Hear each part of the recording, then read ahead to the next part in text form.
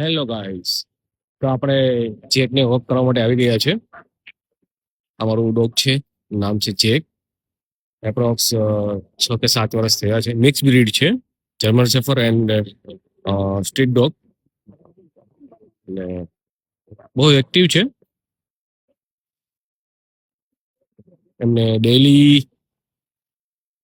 Walk કરાવવું જરૂરી છે.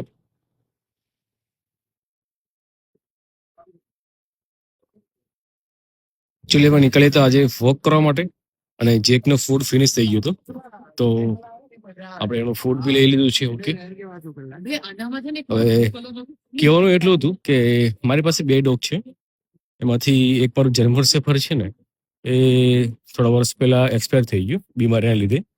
તો અત્યારે મારી પાસે એક જેક છે, જે એપ્રોક્સ 7 વર્ષ જેવું છે એમની એજ.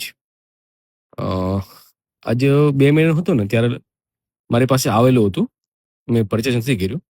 અને જર્મન શેફર જે હતું ને, એ મેં બોમ્બેથી પરચેસ કર્યું હતું. 2 મહિનાનું હતો ને ત્યારથી મેં એમને લઈ આવ્યો હતો બોમ્બેથી.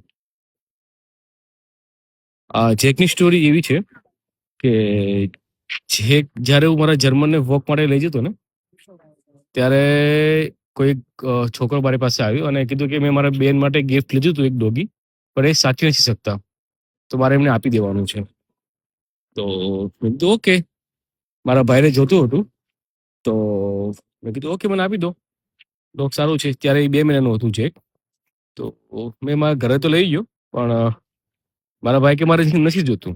તો પછી 2 દિવસ મેં રાખ્યું, અને જર્મનને પણ મજા આવી. જર્મન બી નાનો હતો ત્યારે, તો બંનેને રમવાની મજા આવી અને એકબીજાને સપોર્ટ થયો. તો મને બી થોડુંક લગાવ લાગી ગયો આના પ્રત્યે, કે ના કંઈ નહીં, હવે બીજા કોઈ નથી આપવું અને આપણે જ રાખી લઈએ. તો ત્યારથી અમારી જય વીરુની જોડી હતી, જેક એન્ડ જર્મન. જર્મનની સ્ટોરી પણ લોંગ છે, એ તમને હું નેક્સ્ટ વ્લોગમાં જણાવીશ કે જર્મન મેં શું કામ લીધું હતું અને મેં એનું નામ જર્મન શું કામ રાખ્યું હતું. એની સ્ટોરી સ્ટાર્ટ થાય છે લખનૌથી, કે મેં શું કામ જર્મન શેફર લીધું હતું, તો એ તમે નેક્સ્ટ વ્લોગમાં જણાવીશ. અત્યારે તો અમે બસ વોક કરીને હવે એનું ફૂડ લઈને ઘરે જઈએ છીએ. મળીએ આપણે નેક્સ્ટ વ્લોગમાં મારા જર્મનની સ્ટોરી સાથે. એની સ્ટોરી તમને કહીશ. ત્યાં સુધી ગુડ નાઇટ, જય શ્રી કૃષ્ણ.